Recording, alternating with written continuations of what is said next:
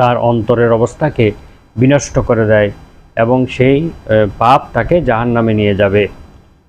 ছোট ছোট পাপ আস্তে আস্তে বড় পাপে পরিণত হয় এবং এটা ধ্বংসাত্মক অবস্থায় মানুষকে নিয়ে যায়। মুসনাদে আহমদ নামক হাদিস গ্রন্থে একটি হাদিস রয়েছে। মহানবী সাল্লাল্লাহু আলাইহি সাল্লাম ইরশাদ করেন, হযরত সাহাল ইবনে সাআদ রাদিয়াল্লাহু আনহু থেকে বর্ণিত, তিনি বলেন, আন্না রাসূলুল্লাহি সাল্লাল্লাহু আলাইহি ওয়াসাল্লাম ক্বালা ইয়াকুম ওয়া মুহকারাতিজ যুনুব, তোমরা ছোট ছোট গুনাহ থেকে বিরত থাকো, অথবা গুনাহকে তোমরা ছোট মনে করো না, যে কোনো গুনাহের কাজকে তোমরা ছোট মনে করো না।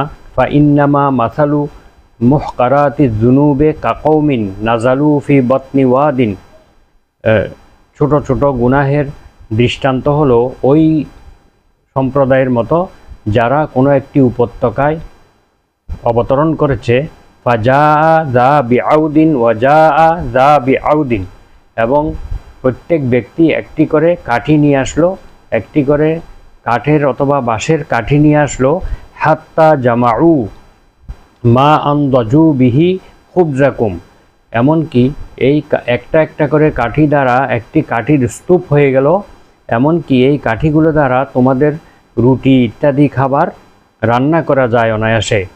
ওয়া ইন্না মুহকারাতিজ যুনুবি মাতা ইউখাযু বিহা সাহিবুহা তুহলিকুহু, আর এই ক্ষুদ্র ক্ষুদ্র গুনাহগুলো যখন কারো উপরে জমা হতে থাকে এবং তখন সেই ব্যক্তিকে ধ্বংসের দিকে নিয়ে যায়, সেই ব্যক্তিকে একদম ধ্বংস করে ছাড়বে।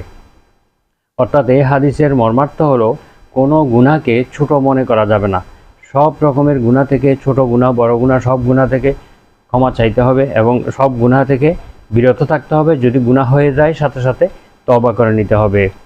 তো এটা ঈমানদারদের বর্ণনা প্রসঙ্গে আল্লাহ তাআলা বলেন যে তোমাদের মধ্যে যারা কুফরির মোকাবেলায় ঈমান আনবে এবং অসৎ কাজের মোকাবেলায় সৎ কাজ করবে, তারাই চিরস্থায়ী শান্তি আরামদায়ক জান্নাতে প্রবেশ করবে, এবং যারা গুনাহের কাজ করবে ঈমানের বিনিময়ে, ঈমানের পরিবর্তে, আমলে সালেহের পরিবর্তে অসৎ কর্ম সম্পাদন করবে, তারা চিরস্থায়ীভাবে জাহান্নামে থাকবে। মূলত এই আয়াত দুটিতে জান্নাত এবং জাহান্নামে যাওয়ার মূলনীতি বর্ণনা করা হয়েছে।